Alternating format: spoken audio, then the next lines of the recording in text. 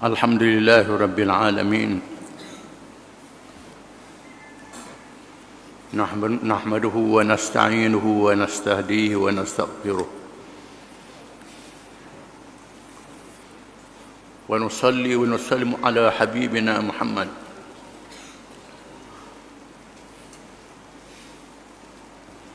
النبي المجتبى وعلى آله وأصحابه ومن اهتدى أما بعد.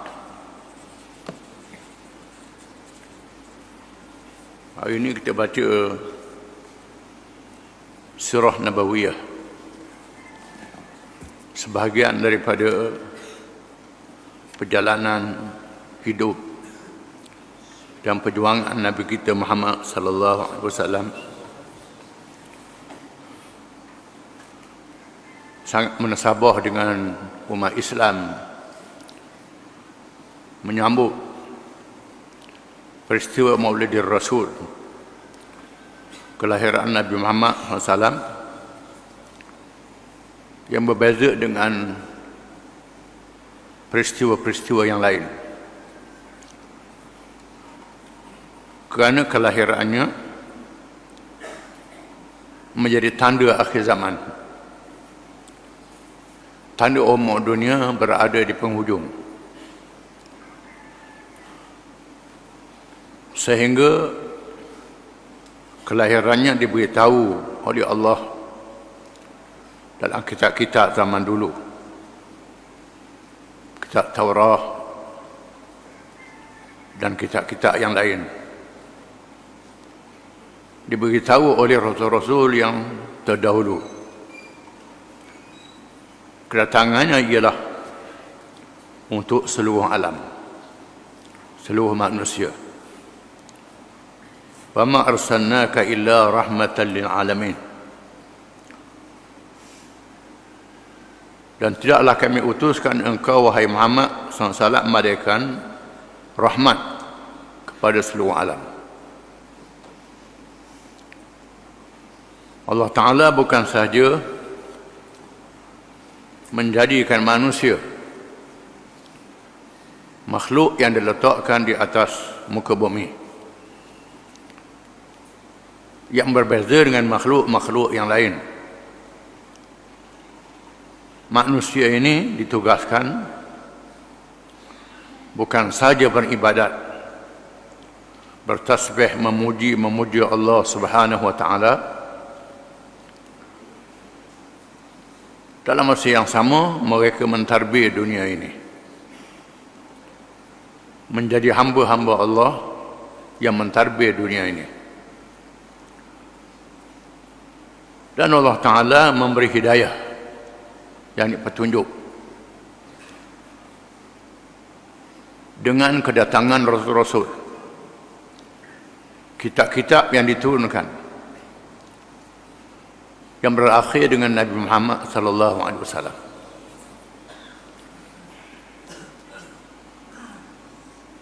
Allah Ta'ala telah memilih Nabi Ibrahim alaihi salam supaya meletakkan zuriatnya di bumi Mekah, bumi yang dipilih oleh Allah, bumi yang kering, yang tidak ada air, tidak ada tanaman. Wadin ghairi dhi zar'in, lembah yang tidak ada tanaman. Binatang pun tidak sanggup hidup di situ. Itulah bumi yang dipilih oleh Allah. Dan Allah Ta'ala pilih Nabi Ibrahim dengan ujian-ujian. Wa idh ibtala Ibrahim rabbuhu bikalimatin fa atammahun. Qala inni ja'iluka lin-nasi imama. Qala wa min dhurriyyati. Qala la yanalu 'ahdi adh-dhalimin. Dan ingatlah apabila kami telah menguji Ibrahim dengan beberapa kalimah, iaitu permat Allah Ta'ala yang memerintah Ibrahim supaya membuatnya. Maka Ibrahim telah menyempurnakan perintah Allah. termasuk perintah yang menggerunkan, meletakkan anak isterinya di bumi Mekah yang tak ada air. Ibrahim ikut perintah Allah, walaupun tak ada air, tak ada makanan, tak ada orang. Allah Ta'ala yang tahu memeliharanya. Kemudian Allah Ta'ala suruh Ibrahim menyembelih anaknya untuk menguji mana sayang Allah dengan anak. Dua-dua sayang mereka, tapi untuk menguji Ibrahim sanggup menyembelih anaknya, Allah Ta'ala batalkan.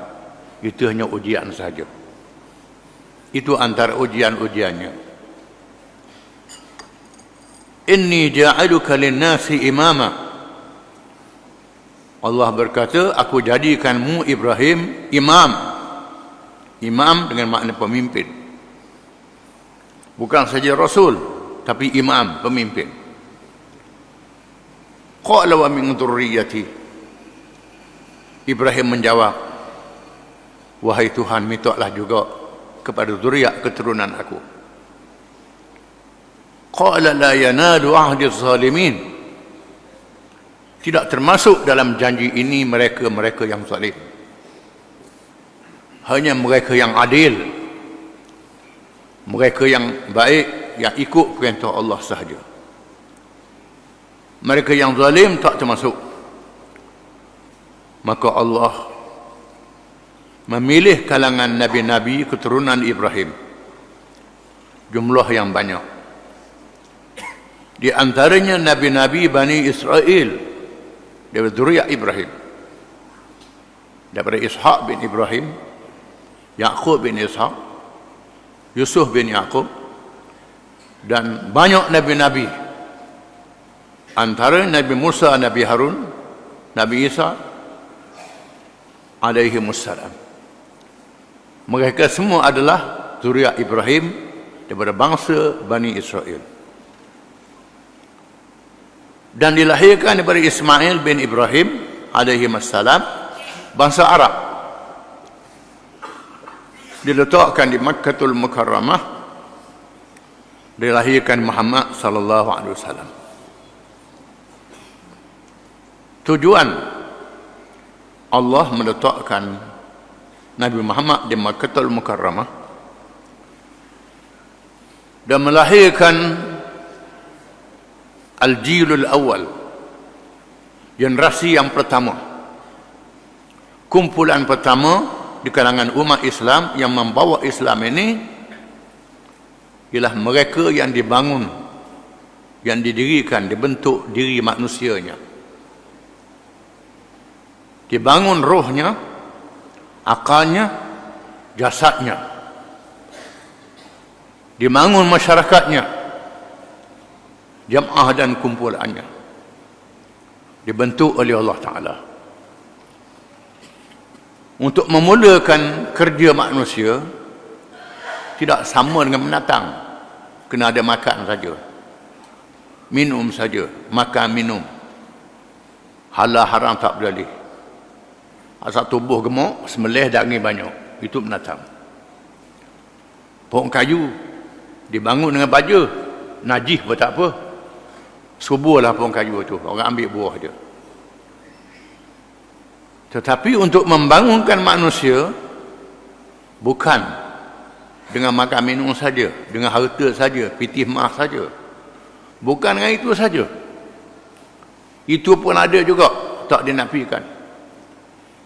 Tetapi manusia yang ada akal, yang ada roh, yang Tuhan nak jadikan memerintah makhluk-makhluk yang lain, dibangun dirinya dengan ajaran yang dinamakan Islam, yang khusus bagi manusia. Terkandung dalam soalan malaikat Jibril alaihi salam ketika menemui Nabi sallallahu alaihi wasallam di tengah sahabat-sahabatnya dengan rupa manusia, menjelma dengan rupa manusia. Jibril tanya, mal Islam, mal iman, mal ihsan. Apa dia iman? Apa dia Islam? Apa dia iman? Apa dia ihsan? Ini 3 perkara.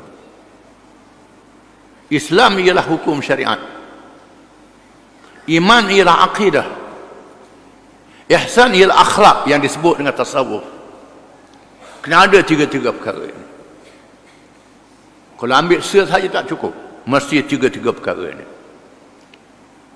Dan Allah menurunkan Al-Quranul Karim yang diwahyukan oleh Allah, kitab mukjizat.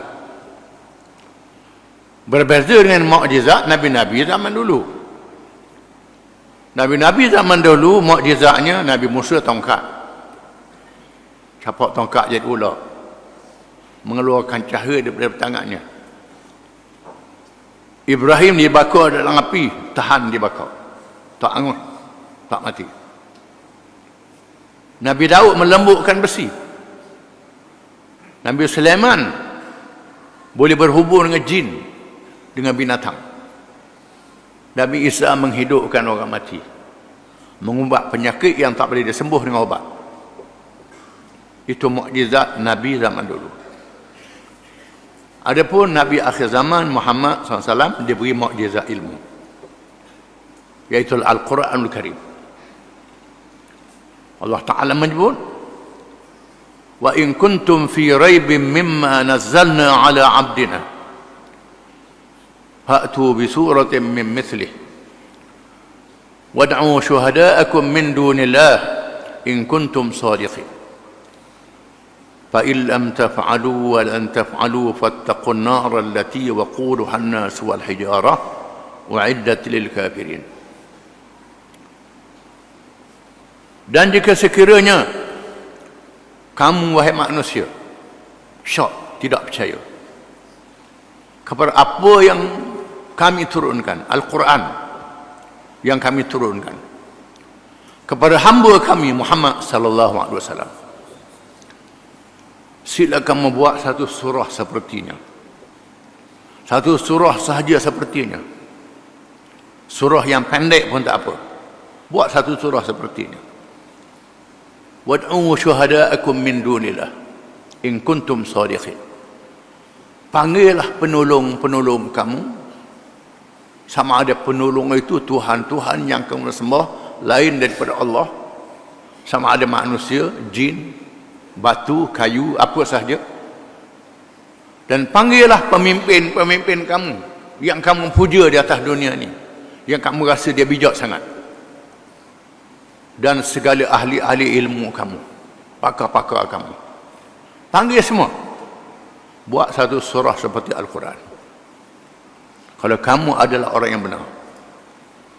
Fa illam taf'alu, maka jika kamu tidak dapat membuatnya, wala an taf'alu, lam taf'alu yakni telah, lam dengan mim telah, kamu telah tidak dapat membuatnya, wal an taf'alu dengan nun, dan kamu tidak akan dapat membuatnya sampai bila-bila.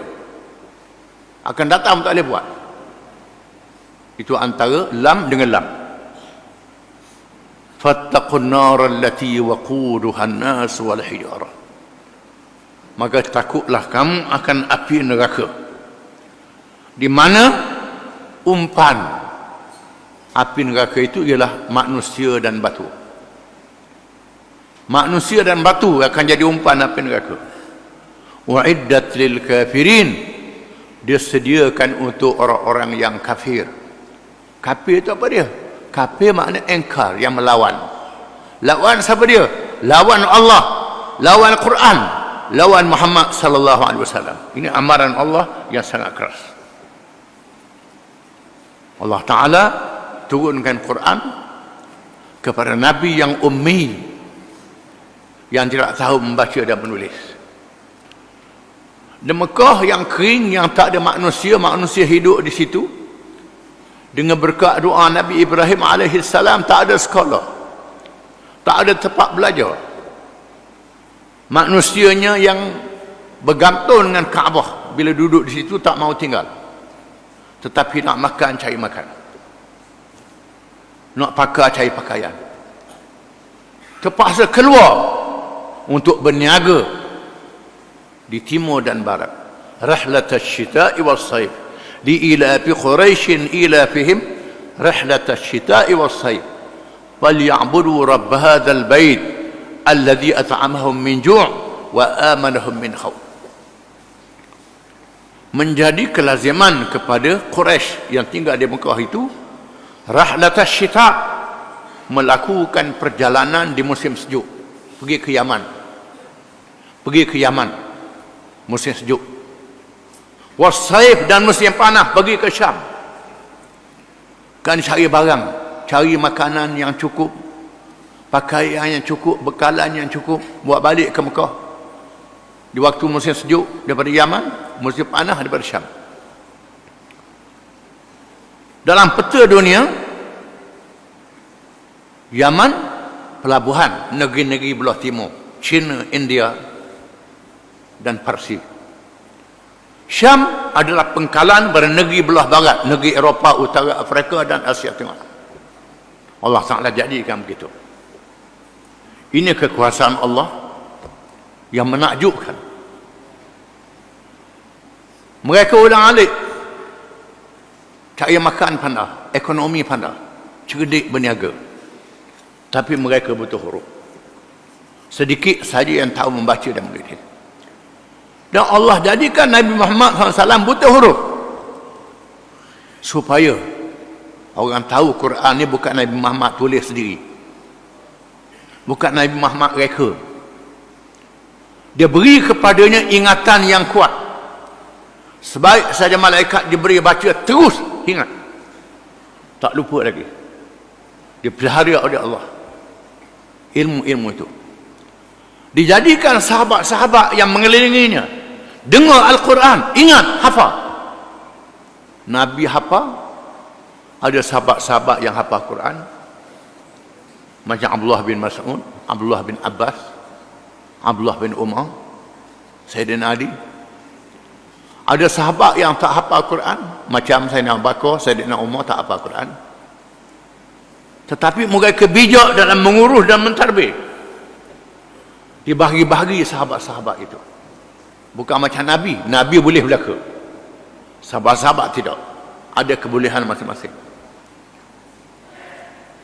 Allah Ta'ala mengumpulkan yang pertama golongan yang ada di Makkatul Mukarramah, di tempat yang kering. Tapi Allah Ta'ala heret supaya Nabi berhijrah ke Madinah. Di Nuh ini tempat ahli kitab. Orang Yahudi ada di situ, Kristian ada di situ, musyrikin ada di situ. Supaya Islam dibawa kepada masyarakat majmuk, masyarakat yang berbagai kaum. Supaya bukan sahaja mereka cukup dengan makan minum, falyabudu rabb hadzal bait, hendaklah mereka mengabdikan diri kepada Tuhan yang punya rumah ini, Tuhan Kaabah. Mengabdi kepada Allah. Allazi at'amahum min ju', yang boleh memberi rezeki pada mereka. Mereka tak lapar. Mereka bijak dalam bidang ekonomi. Dalam bidang ekonomi boleh cari harta, tak payah bertanam, tak payah ke laut, tak payah apa. Dengan perniagaan, at'amahum min ju' wa amanahum min khauf, dan mengamankan mereka daripada ketakutan dengan mereka menegakkan kerajaan yang hebat, negara yang ada undang-undang, perlembagaan dan undang-undang yang menakutkan penjenayah dan menyebarkan Islam ke seluruh pelosok dunia. Mesti merangkumi di dalamnya ibadat, ekonomi dan politik. Wa amanahum min khauf. Maka untuk sampai ke peringkat menegakkan negara ini, Nabi mencari kabilah-kabilah yang sanggup menerima Islam di luar Mekah. Mekah tak boleh dah. Mekah sekadar itu saja rapat ke dinding. Rapat ke dinding. Tak boleh pergi dah. Kena cari tambahan orang Islam daripada tempat yang lain. Maka Nabi berjumpa dengan Bani Amir yang pergi ke Mekah. Kerana orang Arab menunaikan haji di Mekah, menghidupkan sunnah Nabi Ibrahim alaihissalam. Walaupun mereka menyembah berhala, menyembah patung, mereka jahat, merampok, menyamun, tapi haji tak tinggal. Bergantung dengan Kaabah. Bila mereka mari ke Mekah, Nabi bertemu dengan pemimpin-pemimpin ini. Pemimpin Bani Amir ajak masuk Islam. Kemudian sanggup terima berhijrah ke negeri mereka. Allah menjanjikan kemenangan. Kita baca dah dulu. Bani Amir kata, kalau menang nak beri apa? Kalau menang apa jawatan aku? Belum apa-apa nak jawatan dah. Belum menang lagi minta jawatan. Nabi kata, al-mulku lillah yu'tihi man yasha. Itu kepunyaan Allah. Aku tak boleh beri, tak ada tentukan jawatan-jawatan ini. Orang yang berebut nak jawatan ni tak ikhlas, ditolak oleh Allah Ta'ala. Kemudian Bani Syaiban, jumpa Bani Syaiban, beritahu Islam ni baik, terima Islam, tetapi takut pada kuasa besar dunia. Percaya dah pada Islam, tapi takut. Tak percaya pada kekuasaan Allah Subhanahu wa Ta'ala yang menguasai alam ini. Takut, tak berani. Islam ni baik, bagus yang kamu bawa ni. Bila mereka dengar Nabi berjuk firman Allah, sebut firman Allah Ta'ala, Inna Allah ya'muru bil 'adli wal ihsan wa ita'i dzil qurba wa yanha 'anil fahsya'i wa ya'idukum la'allakum tadhakkarun. Allah Ta'ala suruh buat baik, buat adil, suruh pada yang baik, cegah mungkar. Itu perintah Allah. Baik Islam ni. Tapi kami tak berani lawan. Kalau orang Arab berani lawan. Ini ajaran ini seluruh dunia. Seluruh dunia akan menentang. Parsi, Rom, China, India, Mesir akan menentang Islam. Akan dikepung. Kami tak sanggup. Nabi kata tak apalah. Percayalah Islam ini menang. Bila kamu dengar Islam menang, mari jumpa aku. Akhirnya Allah Ta'ala memilih penduduk Madinah. Kita baca. Benih yang baik dari Yathrib. Yathrib ialah nama Madinah. Allah yang maha mengetahui bilakah masa yang menasabah untuk ditegakkan agamanya secara terbuka, serta bilakah masanya bagi umat Islam mempunyai negaranya sendiri yang mendaulatkan Islam, bagi menegakkan agama dan mentarbiyah dunia. Juga Allah yang menentukan adakah mereka telah layak untuk memikul amanah yang besar itu, serta adakah mereka telah memenuhi syarat-syarat yang dikehendaki oleh Allah Subhanahu wa Ta'ala. Mesti ada syarat mereka yang sanggup menegakkan negara. Lagi tak cukup syarat, Allah Ta'ala tak bagi lagi. Pada tahun yang ke-11 selepas nubuwah, selepas 11 tahun Nabi jadi Rasul, berdakwah di Mekah, di musim haji, di mana Mekah menjadi kunjungan kabilah-kabilah Arab. Rasulullah SAW telah ditemukan oleh Allah Subhanahu wa Ta'ala dengan benih yang baik dari Yathrib. Yathrib ialah nama Madinah. Yathrib Taibah. Setelah tidak berjaya menarik kabilah-kabilah yang lain kepada Islam, hadiah yang berharga diterima dari Allah Subhanahu wa Ta'ala. Ketika mereka berjalan-jalan di waktu malam, agar tiada gangguan dari musyrikin yang sentiasa memerhatikan setiap langkah mereka, Nabi dan sahabatnya berjalan waktu malam, senyap-senyap. Pada malam yang bersejarah itu, Rasulullah SAW terdengar perbualan beberapa orang yang bercakap-cakap sesama mereka. Lalu menghampiri mereka. Mereka semuanya 6 orang dari kabilah Khazraj, yaitu As'ad bin Zurarah, Auf bin Al-Harith bin Rifa'ah,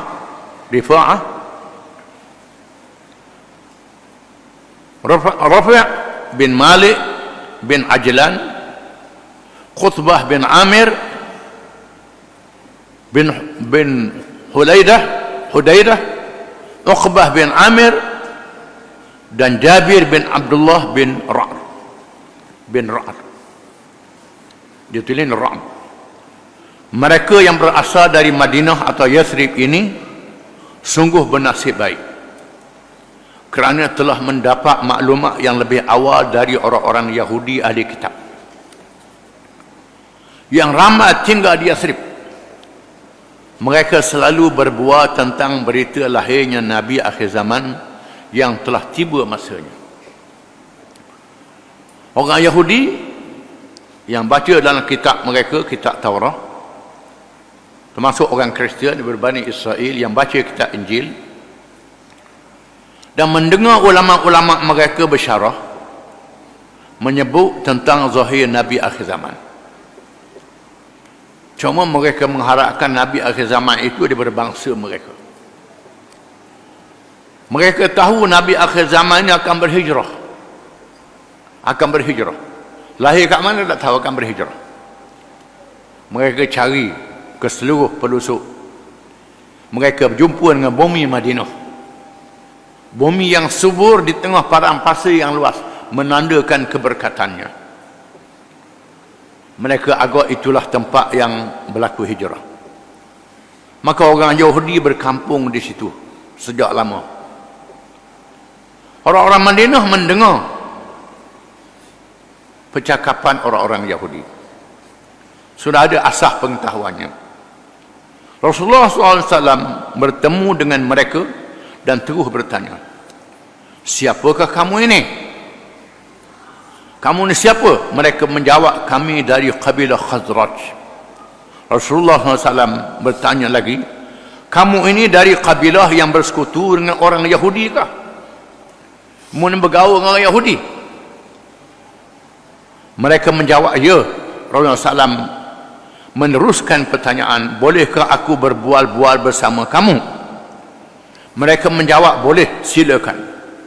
Rasulullah SAW mengambil peluang keemasan ini untuk menerangkan kepada mereka berkenaan dengan Islam,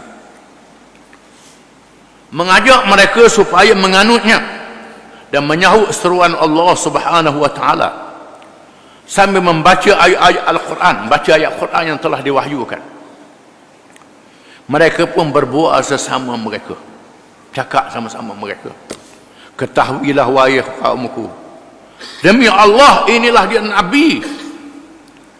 Nabi yang disebut-sebut oleh orang-orang Yahudi, dan mereka mengancam kita dengan kelahirannya. Orang Yahudi mengancam kita.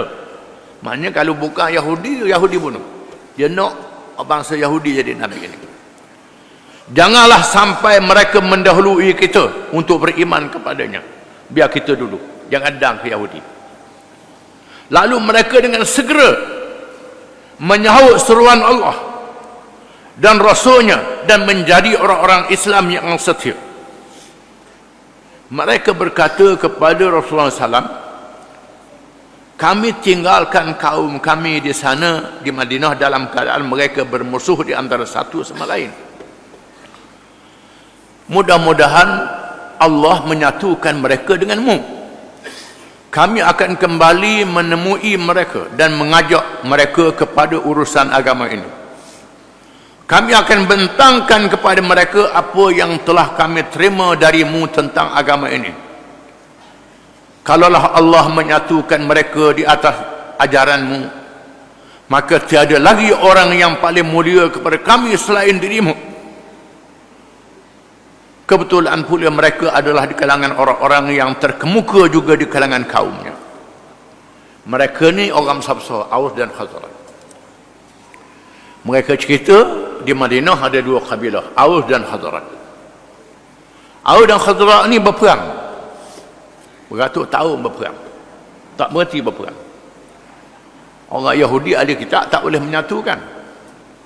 Sebagian Yahudi menyokong Aus, sebagian Yahudi menyokong Khazraj. Bukan jadi baik tak. Orang Yahudi ahli kitab tak boleh. Kami mengharapkan dengan sebab agama Islam ini kamu wahai Rasulullah boleh menyatukan kami, boleh selesaikan masalah. Mereka pulang ke Yathrib dengan memikul tanggungjawab menyatakan Islam, mengajak manusia kepadanya. Mereka telah berjaya menjadikan berita kedatangan Islam sebagai perbualan setiap rumah di sana. Akhirnya sampai rumah ke rumah Islam ini.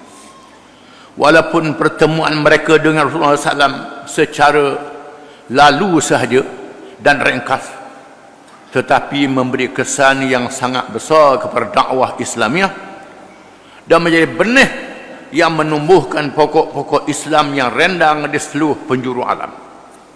Benih yang menumbuhkan Islam akhirnya ke seluruh pelosok dunia. Kemudian dibuat bai'ah Aqabah yang pertama. Tak cukup dengan mengucap dua kalimah syahadah, dibuat bai'ah. Bai'ah ni apa dia? Sebab apa sebut bai'ah juga? Apa dia bai'ah? Bai'ah ni asal makna jual beli. Ba'a yabi'u, bai'un, bai'ah, jual beli. Makna kita jual diri kita kepada Allah untuk menegakkan Islam. Ini makna bai'ah. Kita berjanji nak jual diri kita dan harta kita untuk menegakkan Islam. Bukan sekadar mengucap dua kalimah syahadah. Mengucap dua kalimah syahadah ni untuk orang nak masuk Islam. Bai'ah ni untuk orang yang nak berjuang Islam. Maka dibuat bai'ah. Bukan semua boleh bai'ah, dipilih-pilih untuk bai'ah ni, untuk berjanji di hadapan Allah. Pada tahun yang berikutnya, yakni tahun ke-12 setelah nubuah, tibalah 12 orang lelaki dari Yathrib, 10 dari kabilah Aus dan 2 dari Khazraj. 5 dari mereka ialah yang pernah berhubung dengan Rasulullah SAW di tahun yang lalu. 5 orang yang pernah bertemu dan telah Islam di hadapannya. Yang tidak datang pada malam tahun ini ialah Jabir bin Abdullah. Ini orang baru. 12 orang itu ialah Muaz bin Al-Haris, Zakwan bin Abdul Qis, Ubadah bin As-Samit, Yazid bin Sa'labah, Al-Abbas bin Ubadah Nadlah, Abu Al-Haytham bin At-Tayhan, Uwaim bin Sa'idah. 2 orang akhir dari kabilah Khazraj, yang lain semuanya dari Aus. Mereka menemui Rasulullah SAW di Aqabah Mina. Aqabah tempat jemaah haji berhimpun setelah wukuf di Arafah, dan berbai'ah, berjanji setia dengan satu bai'ah yang dikenal dengan bai'atun nisa, bai'ah kaum wanita. Bai'ah yang tak ada perang. Ini bai'ah yang pertama, kerana di dalamnya tiada hubungan dengan peperangan, sebab peperangan belum lagi diwajibkan, belum lagi perintah perang. Isi kandungannya bersamaan dengan bai'ah kaum wanita kepada Rasulullah SAW yang berlaku pada tahun kedua selepas pembukaan Mekah. Imam Al-Bukhari telah meriwayatkan dalam As-Sahih an Ubadah ibn As-Samit radhiyallahu anhu anna Rasulullah sallallahu alaihi wasallam qala wa hawlahu isabatun min ashabihi بايعوني على ألا تشركوا بالله شيئا ولا تسرقوا ولا تزنوا ولا تقتلوا أولادكم ولا تأتوا ببهتان تفترونه بين أيديكم وأرجلكم ولا تعثوا في معروف فمن وفى منكم فأجره على الله ومن أصاب من ذلك شيئا فعوقب في الدنيا فهو كفارة له ومن أصاب من ذلك شيئا ثم ستره الله فهو إلى الله إن شاء عفى عنه وإن شاء عاقبه فبايعناه على ذلك. Maksud dia dari Ubadah bin As-Samit radhiyallahu anhu bahawa Rasulullah SAW telah bersabda kepada kami ketika ia dikelilingi oleh beberapa orang sahabatnya, Sabdanya, berbai'ahlah, berjanjilah dengan setia kepadaku, bahawa kamu tidak menyekutuai Allah dengan sesuatu yang lain. Tidak menyekutuai Allah subhanahu wa ta'ala dengan sesuatu yang lain. Tidak mencuri. Mungkin perangai orang Arab suka mencuri masa itu.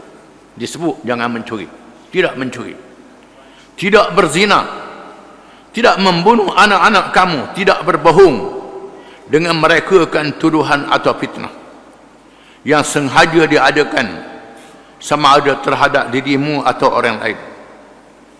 Dan jangan kamu derhaka dalam perkara yang baik. Maka sesiapa yang setia di kalangan kamu, maka ganjarannya di sisi Allah. Dan sesiapa yang terkena kepadanya amalan-amalan buruk yang tersebut, lalu ia menerima tindakan hukuman di dunia, maka kami kafarah baginya, tidak dibalas lagi di akhirat kalau dihukum di dunia. Sesiapa yang terkena kepadanya dengan mengerjakan perkara-perkara itu, kemudian Allah Subhanahu wa taala melindunginya dari diketahui oleh orang di dunia ini, maka terserahlah kepada Allah. Jika ia kehendaki, nescaya dia ampunnya kalau dia bertaubat. Dan jika ia tidak kehendaki, nescaya dihukum dengan hisab pada hari kiamat, tak bertaubat sampai mati. Lalu kami berbai'ah di dalam, lalu kami, bukan kamu tu, lalu kami berbai'ah di atas perkara itu, kata Ubadah. Kami itu kata Ubadah. Yang tadi sabda Nabi SAW. Ini bai'ah yang pertama. Bai'ah yang tidak ada di dalamnya peperangan. Bai'ah berjanji tidak membuat dosa, khususnya syirik. Kalau syirik jadi kafir dah, ataupun dosa maksiat, tak jadi kafir.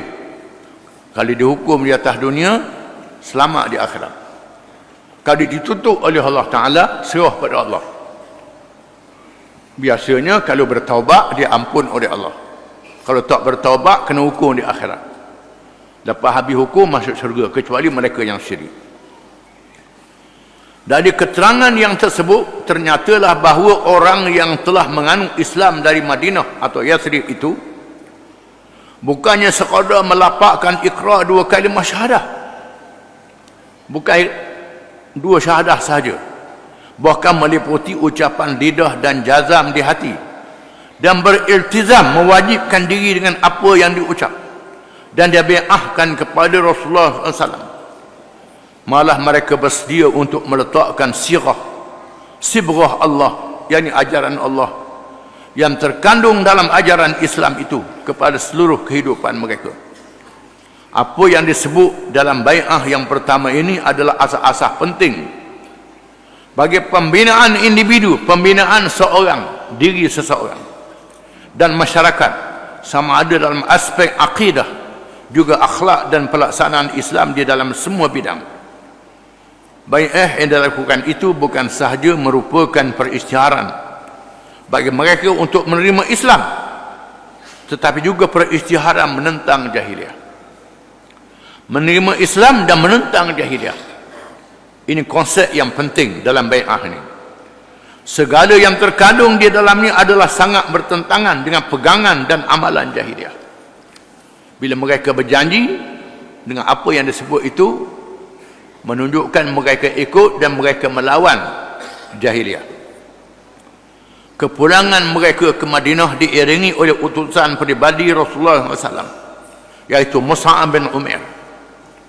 Rasulullah utuskan sahabat dia yang di Mekah ikut pergi ke Madinah, Mus'ab bin Umair radhiyallahu anhu, yang dipertanggungjawabkan bagi mengajar kitab Allah dan ajaran-ajaran Islam yang mesti diketahui dan diamalkan pada masa itu. Dia sampai menyebarkan Islam di kalangan orang-orang yang masih lagi berpegang dengan agama syirik. Orang yang diberi peranan ini, Mus'ab bin Umair ini adalah sahabat pilihan Allah Subhanahu wa taala dan Rasulnya sallallahu alaihi wasallam, yang telah meninggalkan kemewahan keluarganya dan mengakhiri hayatnya sebagai syahid dalam peperangan Uhud. Mus'ab bin Umair ni, kubur dia di Bukit Uhud. Mus'ab telah menjalankan tugas itu dengan cemerlang, dan beliau terkenal di kalangan penduduk Madinah dengan gelagan muqarri, guru Al-Quran dan ajaran Islam. Dia pergi mengajar Quran, mengajar ilmu-ilmu Islam. Mus'ab bin Umair radhiyallahu anhu. Kejayaan cemerlang di Yathrib. Mus'ab bin Umair tinggal bersama As'ad bin Zirarah. Mus'ab sebagai guru, imam dan pendakwah, dengan dibantu oleh rakannya, telah melaksanakan tugas dengan jayanya. Bukan sahaja dapat menarik orang-orang biasa kepada Islam, tetapi telah berjaya mengislamkan pemimpin Aus dan Khazraj. Yang terkemukanya ialah Sa'ad bin Mu'adz radhiyallahu anhu. Sa'ad bin Mu'adz radhiyallahu anhu Islam melalui Mus'ab bin Umair. Sa'ad bin Umair ini ialah seorang sahabat, pada masa dia mati bergoncang aras. Ini hebat dia. Walaupun pada awalnya berniat untuk menentang dan menghalang, tetapi setelah mendengar ajaran Islam, dia terus beriman dan menjadi sahabat besar kepada Rasulullah SAW yang terkenal di bumi dan di langit. Sahabat yang terkenal di bumi dan di langit.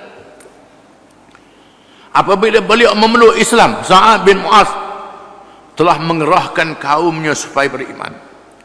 Semua mereka menyahut seruan beliau, kecuali orang yang bernama Asiram. Beliau tidak memeluk Islam pada hari itu, tetapi menganut Islam juga pada akhirnya. Ketika berlakunya peperangan Uhud, beliau berjuang sehingga syahid dan mati sebelum sujud walaupun sekali. Ini Asiram.